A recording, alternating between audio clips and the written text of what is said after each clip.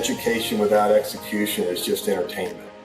So, execute, and it can be small, but just start.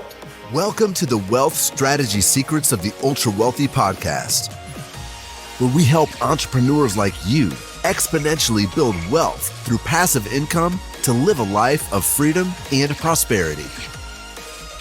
Are you tired of paying too much in taxes, gambling your future on the stock market, and want to learn about hidden strategies for making your money work for you? And now your host, Dave Wolcott, serial entrepreneur and author of the best-selling book, The Holistic Wealth Strategy. Hey everyone, welcome to today's show on Wealth Strategy Secrets. We've got a special guest for you guys today. Today we are joined by Darin Davis. Darin and I go way back to the early 2000s when some of my first investments were actually with Darin as a GP.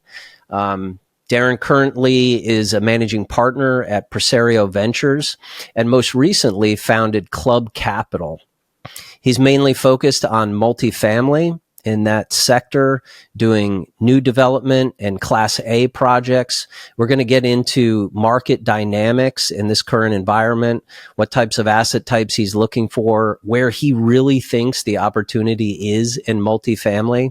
And we're going to also talk about some amazing things that he's doing, including the Never Quit initiative that's helping younger people get into understanding passive income and how that strategy works, and some other great stories around how you can be a great investor. So I hope you enjoy the show.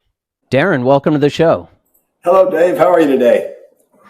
Darin, such a pleasure to reconnect and have you on the show. And I must provide, full disclosure to the listeners out there. Darin and I go way back many, many years. And when he talks about operating through multiple cycles, I can actually attest to the fact that I was an investor in many of his deals through several cycles, and they all had positive outcomes. So really excited to share your background, your expertise with our audience today and really kick things off. So welcome to the show, Darin. Thank you. I'm looking forward to it. It's always fun to get together and remember the stories from 15 years ago. Let's just see how much we remember and who's more accurate. It'll be funny to kind of compare notes again and see how much money we thought we made or lost, 12, 15 years ago. So, no, thanks for having me. I'm looking forward to it.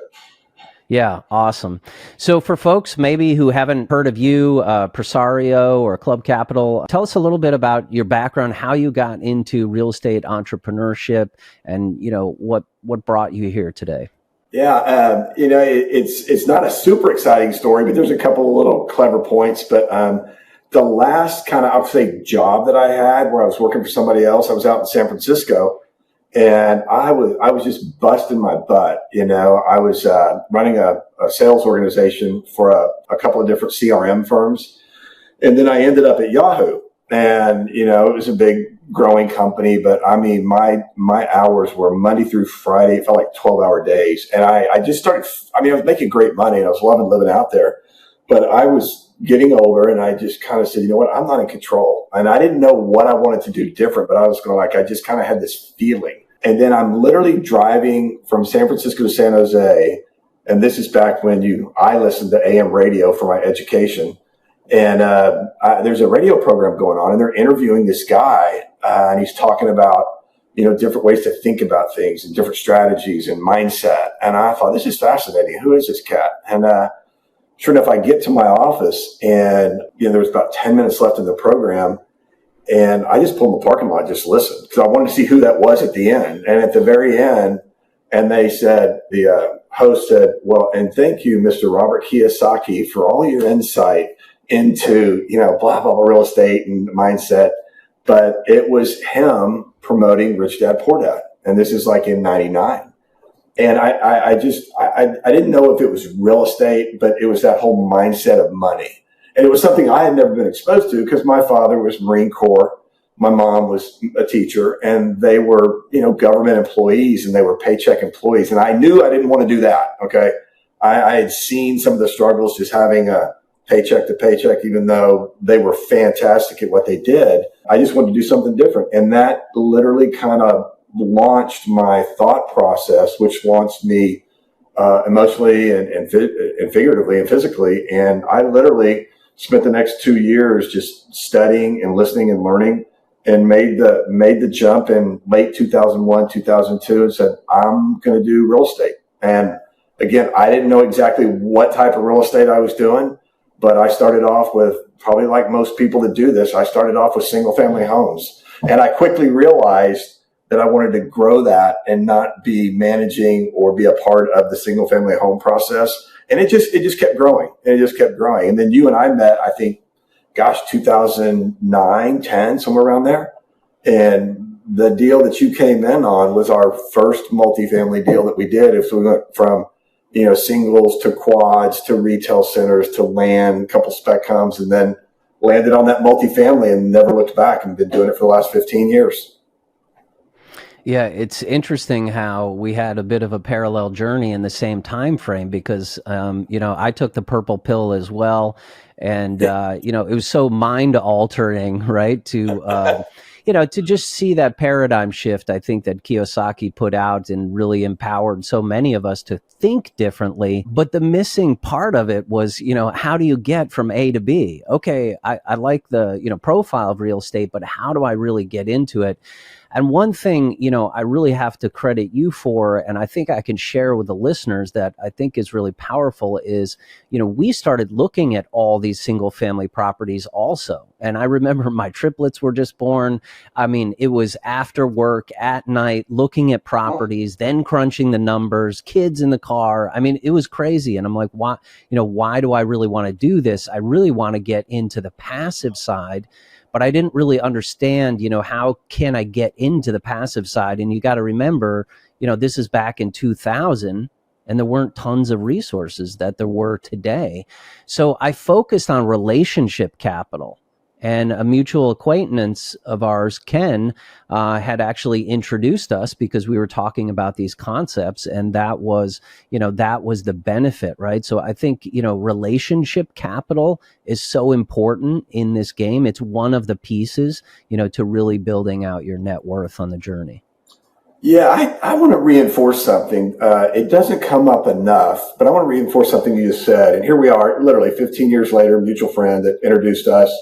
And that's so powerful. But I see so many people chasing returns and not building relationships. And I got to tell you, when I chased returns and it became even slightly emotional, I don't think I've ever had a good outcome. But if I build relationships, I build that trust, and I focus on a handful of people that are good at what they do, and that are consistent, and they do what they say they're going to do. And if they run into trouble, they communicate.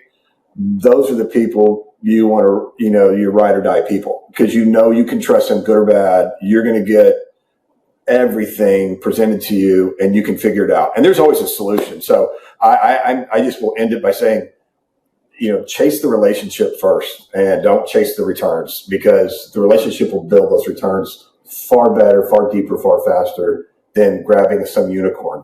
Yeah, 100%, Darin. Totally agree with that. And it's really similar to net worth from that standpoint. If all you're focused on, is this one number, right? You're focused on this number. You just keep chasing that number. You'll find that you just end up actually very frustrated, because that number may not necessarily align with your actual goals and where you're really heading in life. And you start really forcing things, right? Versus focusing on the things that really matter and that are meaningful, for you and your life. So I agree. I think, and that really transcends whether it's net worth, revenue in a business. You start chasing that number, and it's kind of like going up against a brick wall. Just do the right things, get that relationship, and it'll build. It'll grow itself. It really will. Yeah. So, Darin, I mean, really interesting times that we're living in, and again, we've been through a couple of cycles now. This is like the third one that I've known you through. which is interesting. And multifamily is now, unfortunately, really under the gun through unprecedented. I think the main issue has really been, not the fundamentals of the asset class, but the unprecedented rise in interest rates. And people were doing floating rate debt, which has got basically the whole industry kind of under the gun right now. And so a lot of loans coming to maturity right now. So, what is your, I guess, estimation or summary really of the industry right now? Where are the issues? Where do you see the opportunity? Well, I tell you, this has really created an opportunity, not quite as big as what we saw maybe in 2009 and 10. But if you remember, 8, 9, and 10, we were in a financial crisis, literally a crisis. Okay. And there was desperation, and there was, just craziness was going on. The market fundamentals, to your point, for multifamily and a lot of commercial assets are not near as bad as they were back, 12, 13, 14 years ago. So a couple of things I'm going to point out is, we're in a discounted market today. And you're right. There's $600 billion of multifamily loans coming due by 24, 25, and 26. Now, what does that mean to us as investors, direct or passive investors? Well, to your point, the loans are starting to mature. And because of the higher interest rates, lower leverage, rents are flat, supply is a little high, and we've kind of got this perfect storm. Well, the opportunity for the investor is this. We've all grown up in the past 10, 15 years with you had two sources of capital for the most part. You had your commercial senior debt, your loan for your acquisition or development. Then you had common equity, and that was it. There was really two components, all right? But what's happened today is because of those interest rates and because of prices coming down, what's happened is that there's this gap of capital that needs to be filled because interest rate reserves are gone, contingency rate reserves are gone. And these assets, from a development standpoint, that we're looking at and that we're participating are all Class A assets, great locations. We're primarily Texas and Florida, metro areas. And what is happening is the developer needs just some rescue capital, and we're coming in and providing what's called preferred equity. And it's usually, anywhere from 2 to 8 million. And what it's designed to do is help that developer get through this time frame so that they can get the asset stabilized, and then they can go to their permanent loan. Now, how does pref equity work? Well, pref equity comes in and it sits right behind your senior debt, and it sits in front of your common equity. So the pref equity would come in and is fully paid out and fully capitalized. The investor gets everything back before the common equity is paid out. So what happens here is that, we do let's just say we're doing a $4 million pref equity deal. Well, we're probably going to be paying our investors anywhere from 12 to 13% paid out quarterly. So the pref equity will see a quarterly payment. It's short term because the pref equity is coterminous with the senior debt, meaning when that senior debt is done, whether it's year 3, 4, or 5, and the developer has to get new debt, we get paid out. Okay. So before the common equity sees anything. So it's short term, it's cash flowing, and you have all of this common equity behind you. So you've got this security or safety net behind you. So the capital stack looks like this. It's, let's say 65% the senior debt. Then let's say maybe 10% the preferred equity, and that's us. And then that common equity sits behind us, which would be that final 20%. It can be anywhere 20, 25%. So you're really in a really good position to still be in commercial real estate and putting your money to work, making 12 or 13%. And you're not long term. So our guys are going like, hey, this is perfect. We get a front row seat at looking at an asset that we may want to end up acquiring. And we, as a company, only participate in deals that we would want to own. All right. Now, why we do this is we're underwriting the asset just like we were buying it, but we're only doing the pref equity. But we get in the deal. We get to watch the asset management. We get to watch the property management. We get to see everything firsthand, and we're getting paid to watch that deal. I say it's almost too good to be true for us because we're helping the developer. We're getting a good return for our investors, and we get a front row seat to watch the asset perform. And then we hopefully are in the right position, either contractually or through some first right of refusal, to actually make that acquisition, if so desired. And we don't have to, but we sure could. And that's one of the things we're looking at, is getting into pref equity deals on assets that we would want to own in the event that opportunity presents itself. Yeah, interesting. And are you focused, you're on Class A, but new development or existing product? Yeah, we're doing all Class A stuff. And here's the reason why. These developers are on these 5-year loans, and they're typically a 3-1-1. And these construction loans were all taken out, like you said, at 3.5%, 3-4 years ago. And now they're running 8%, 8.5%. And we want to be in an asset that is new, Class A, in an area that has a lot of known data for growth and demographics and all that. So we're not doing acquisition with pref equity. That may come down the road, but the metrics, the numbers, the data are just too strong. And there's so much, and you mentioned it earlier on about the supply. We're, for the first time in 20 years, we've got a little more supply than we have demand. Now that shifts in 26. Q2 of 26 is when it's projected to go inverted, where the demand is going to outstrip the supply. And that's strictly because new construction over the last 18 months has come to almost a halt. Construction starts are down 70% here in the Austin MSA. So, you're going to have that gap of 2.5, 3 years where construction was, virtually nil. And then that supply is going to, come down, and demand's going to go up, and we're going to be in that hockey stick effect. Like we were in 2010, 11, 12, 13, where I wish I'd have put more money in back in 12, 13, 14. Well, I'm not going to make that mistake again. I'm getting ready for, 26, 27, 28. And, there's going to be a lot of money made, 26 and on, a lot for investors. Yeah. Tell us a little bit more about your business case for Class A, because some might argue that rent prices have already just really skyrocketed, right? Wages haven't really kept up pace with that, and it's a higher ticket, right? There's an argument for that if people have to kind of cut back, that could be Class A. Yeah. Well, I think the first part of your question was, did you say on the rents? Is that what you said?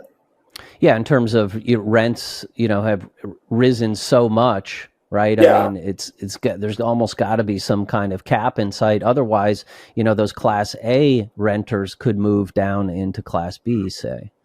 Yeah, no, in rents, we're not going to. I don't think any of us expected to see, like here in Austin, even, and Miami was on the news for 30% rent increase, and year over year back in the day. We're back to underwriting anywhere from 2.5% to 3.5% rent increases. Is that going to, and not even now, we're keeping everything flat 24, 25, but in 26, we're starting to trend up to 2.5, maybe 3. And we're looking at maybe a little bit more. And that's strictly because we can see the supply and demand. We can see the net migration coming in. We can see the job projections coming in. We can see the supply starting to fall off. So we know we even know down to the zip code and street corners, what's going on around us from a supply and rent. So, things are going to be fairly flat, I think, for the next 24 months. But then you're going to see, like I said, 26, especially the back half of 26, the supply just starts to fall off, not drastically, but significantly. And the demand is starting to catch up, and we're going to see rents. I think we underwrite rents more than 2.5 to 3% in 26, maybe 3 or 4 in 27, 28. But again, we're not underwriting for things like 5 years ago when people were underwriting 6, 7, and 8. We don't. Yeah. Talk about unicorns. That money was so cheap and things were so crazy with the pandemic. I mean, that was a unicorn. You're not going to see those type of rents, I don't think, in the next decade plus.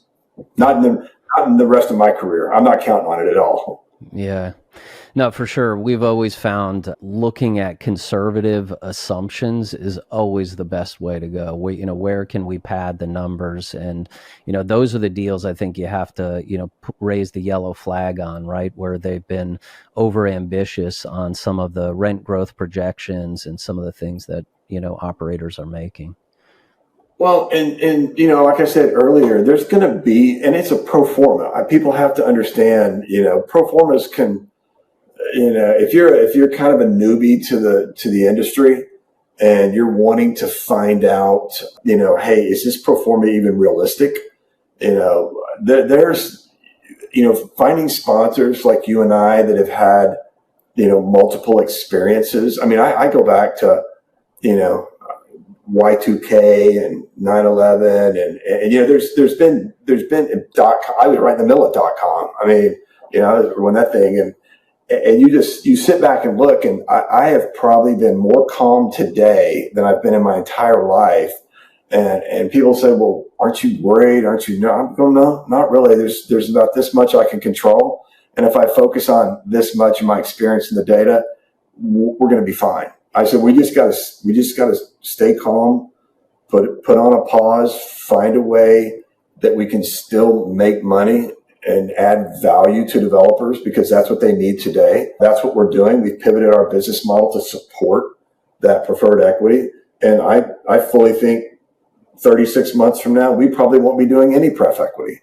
We'll be back to doing the common equity in some form or fashion, and we'll shift the model back that direction. So, the good thing I think for you and I mean, we're not a massive organization, and we can pivot quite quickly as the market demands. And quite frankly, our investors were demanding exactly what we're providing. They said, hey, no more 5, 7, 10-year deals. We want some cash flow. We want it short term. We want safety and security. And that's why we said, you know what? We're getting asked about the pref equity from our development partners, and we're getting asked from our investors to provide them the exact model we're providing them today.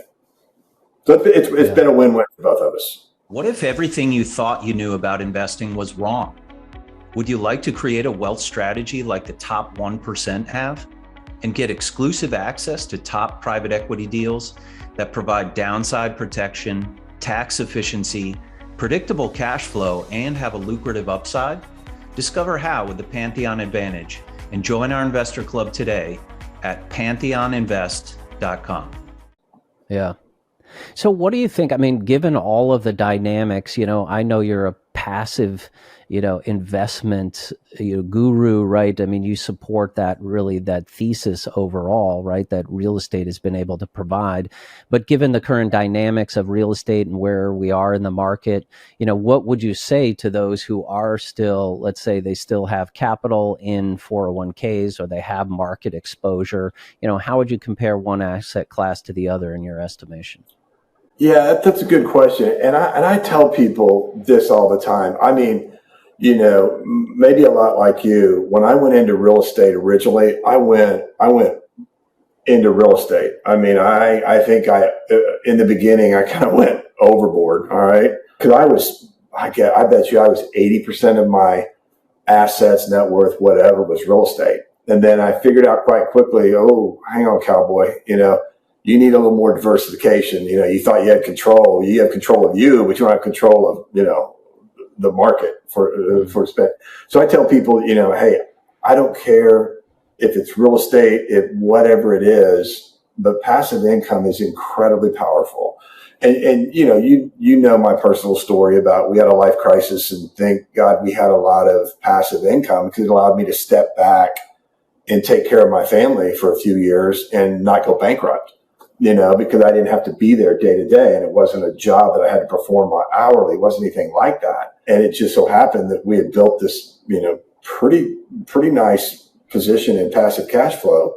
And it ended up literally being a life changer. I mean, kept us as a family together. So I can't say enough about how it impacted us personally, but it saved our lives on that. But, from the real estate standpoint, I love that fact that real estate is so core. And I love the hard asset about it. I love the fact you can touch and feel it. I love the fact the government likes it too. I love the fact that banks like to lend on it. I mean, you and I know they love to lend on good quality commercial real estate. You can get some nice loans. You and I have both seen loans from a leverage standpoint as high as 80% from the lender. And when you can borrow 80% and sometimes a little higher than that, there's some programs out there a little better. The lenders and the government love that asset so much, they're willing to give you more money. And that was pretty powerful to me when I first started out, because I needed help with leverage. I needed help with capital. And multifamily was delivering just that. So, and there's the one thing I would say about it is, from a liquidity standpoint, just be aware that, when you're doing this, you're not as liquid. So that liquidity needs to be part of another passive income model that you do. And there's a lot of them out there. I know 20 years ago when the internet was in its infancy, we had no way to do a ton of research on what other opportunities were out there. But I think we all know there's dozens and dozens of ways that you can generate passive income. And personally, I think having three to five ways of doing that, and it can be small too. And it doesn't have to be, tens of thousands of dollars a month. If it's a couple grand a month, that can be pretty powerful because it'll grow over time. The compounding effect kicks in whether you know it is or not. Yeah. Yeah, no, absolutely. And I think there's really it's this exponential way of thinking, I think, is what really sets apart real savvy investors in the ultra high net worth, right? Is they're not thinking in a linear fashion on what's a particular rate of return, how can I kind of just bump that up? You're looking at all different levels, right? And that is one of the beauties of real estate, where you've got the depreciation benefits, you've got leverage, you've got cash flow, you've got upside potential.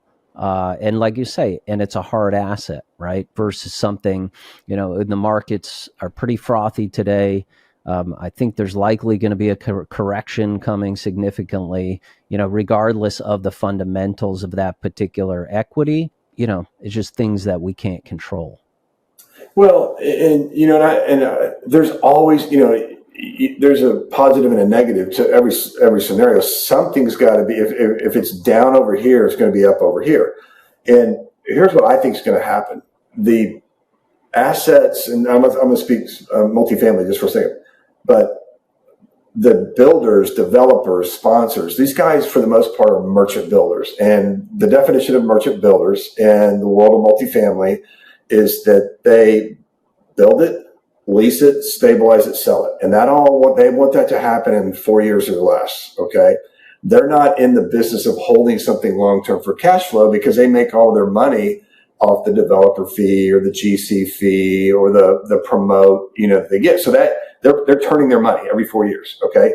What they're not going to do is hold a bunch of assets. So what they're willing to do is say, you know what? I got my development fee. I got this fee in the beginning. That promote or that sponsorship I was hoping to get or planned to get at the back end at the 4 years, they're walking away from that. They're just saying, you know what? I got to get my money and I've got to go do another deal. I got to go do another deal, because that's how they generate the revenue. That's the opportunity for us, because I can promise you that we're going to see several hundreds of Class A assets nationwide. We're seeing them right here in Texas that you're going to be able to pick up below replacement value. Okay. Now, when I say that, I'm talking, where 2 or 3 years ago, this asset was at $200,000 a door. We're going to be picking that asset up at $180,000 a door. All right. And we couldn't build it for 200. Okay. But we can buy it at 180, because if we can take that off the books for that developer, then they've just satisfied their investors. Maybe didn't hit a home run, but they got a single or a double. they've gotten all their money. They get to turn that back and go do it again. And this is going to go on for about the next 3 or 4 years. There's going to be opportunities like that. That's why I said I may have missed some opportunities back in 2012, but I'm not going to miss the opportunities, 26, 27, 28. So the opportunities are there, and it's just be patient, have your capital ready. Don't commit anything long-term if that's the direction you want to go. And those opportunities they're going to start showing themselves quite quickly here. I even think by the end of this year, we're going to start seeing a lot of them. Yeah. From a markets perspective, Darin, I know you focus on Florida and also Texas. Any particular sub-markets that you prefer or, investors should keep their eyes on? Yeah. Texas and Florida just make a lot of sense for us. I mean, one, we're based in Austin, Texas. But if you look at those two states, they're either number 1, 2, or 3 in net migration and job creation. In fact, Texas is number 1 in jobs and net migration. Florida is number 2 in net migration and number 3 in jobs. All right. So and the demographers are projecting out the next 10, 20 years, and that trend is going to continue based off of all the things we know: good business climates, cost of living, affordability, quality of life. And it's not just Texas and Florida. There's Arizona, Utah, the whole Sun Belt area. Just seems to be really in the same vein right there. It's just that Texas and Florida lead that group. And being based here now, we love the Austin MSA. We continue to bring great companies here, quality jobs. I grew up in the Dallas-Fort Worth area, know that area very well. That area is phenomenal.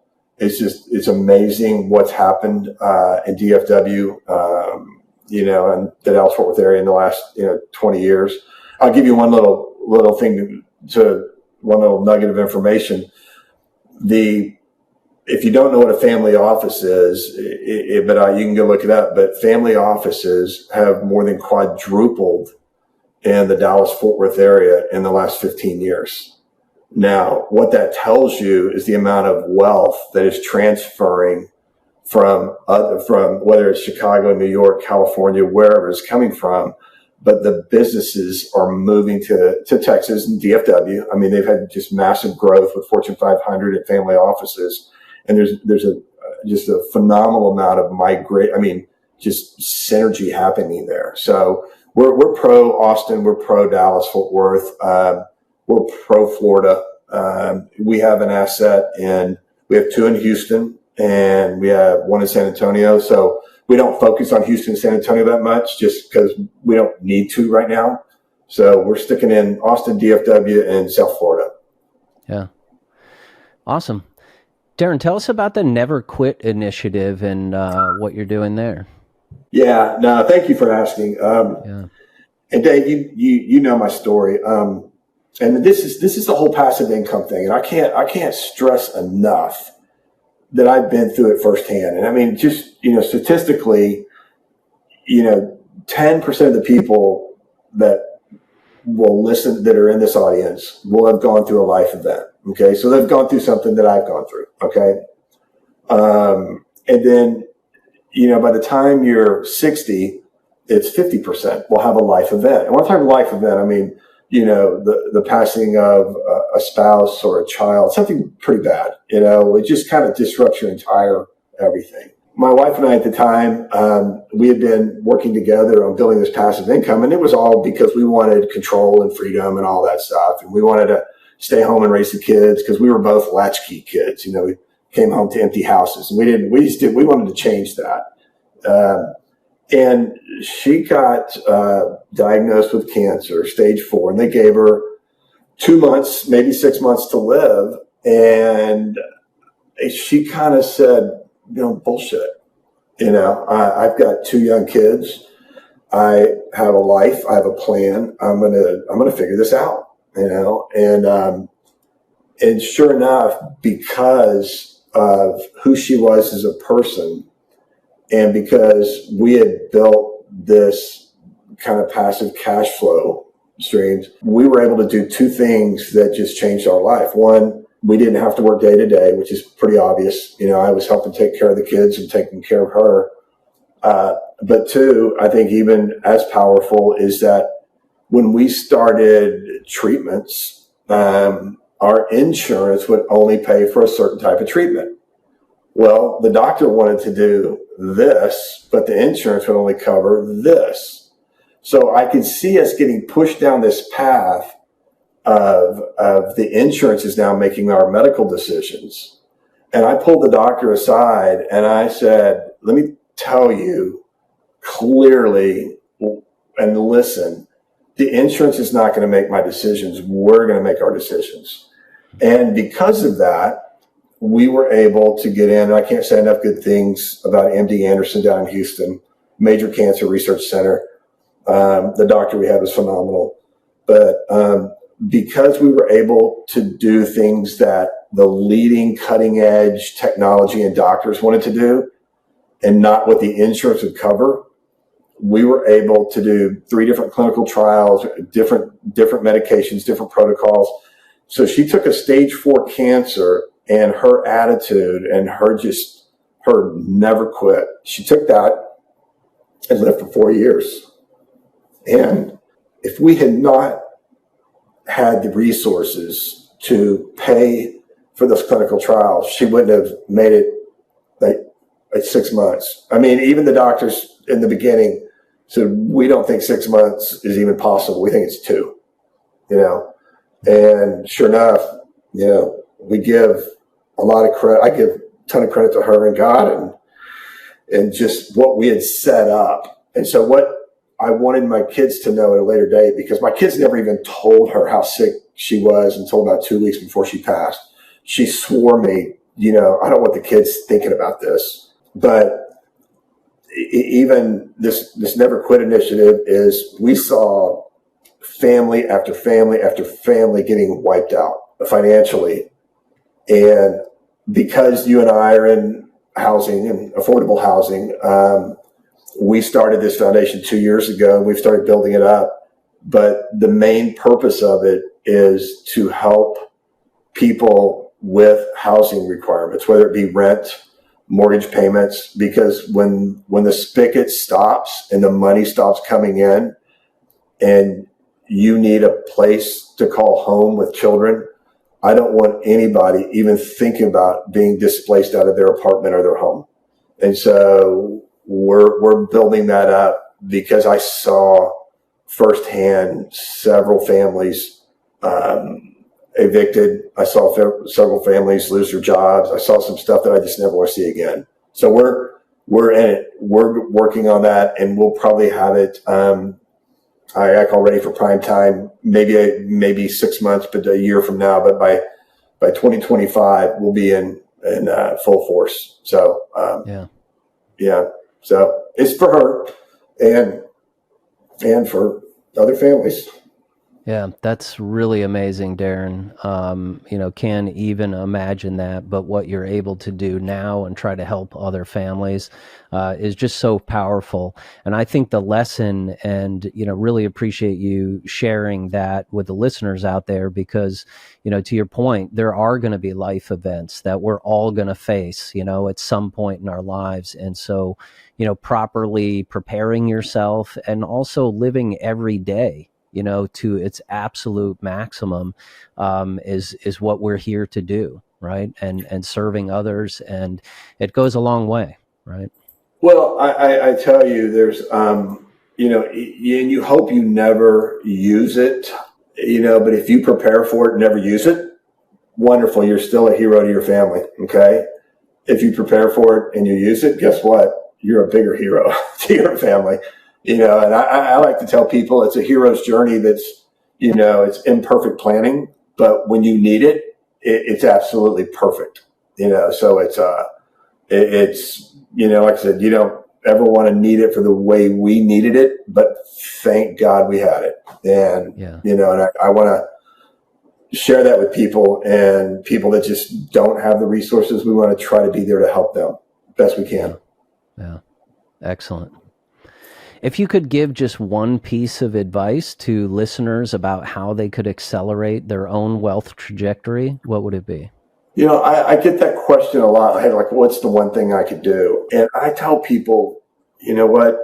I want you to think about a couple things. And we've all had this happen to us as a kid, hopefully not as an adult.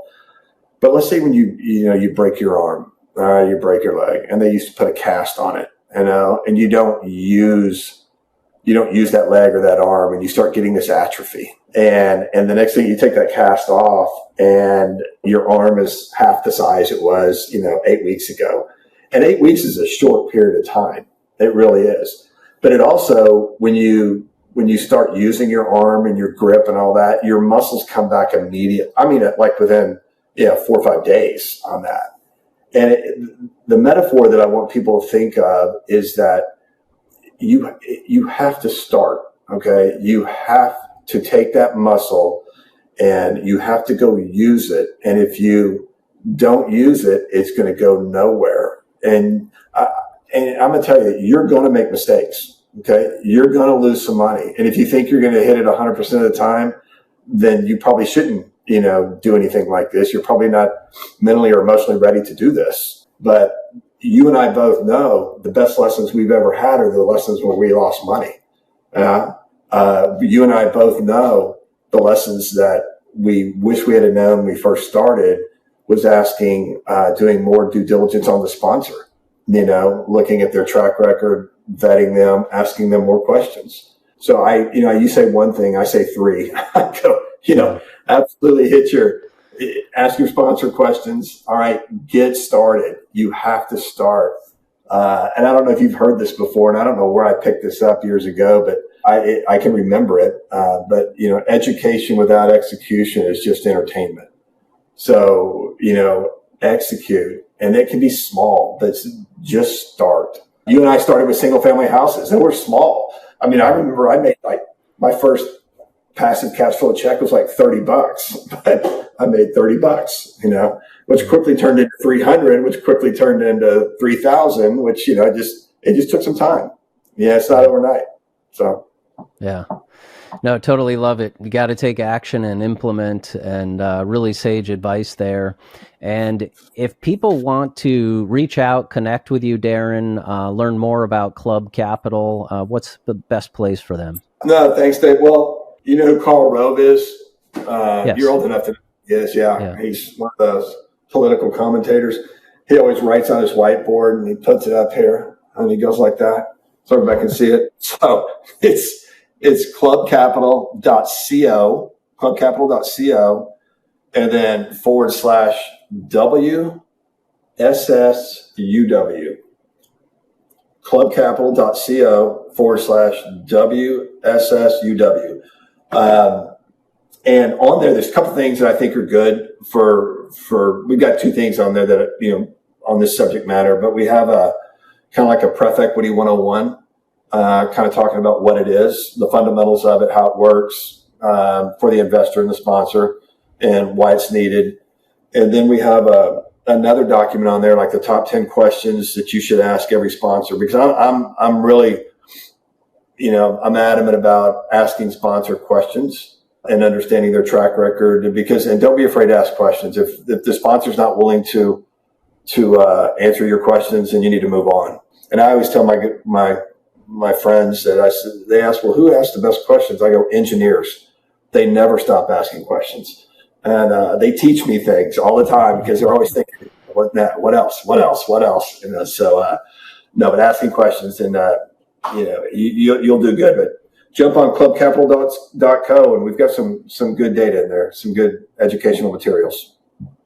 Awesome. Can't thank you enough for your time, Darin, and sharing such powerful wisdom with everyone, and look forward to connecting the next time. Dave, I appreciate it. Thank you. I'm gonna come to Florida too. You live in a really nice place. I love that area. Awesome. Okay. All right. Let's see you. Thanks for listening to this episode of Wealth Strategy Secrets. If you'd like to get a free copy of the book, go to holisticwealthstrategy.com. That's holisticwealthstrategy.com. If you'd like to learn more about upcoming opportunities at Pantheon, please visit pantheoninvest.com. That's pantheoninvest.com. wealthstrategy.com.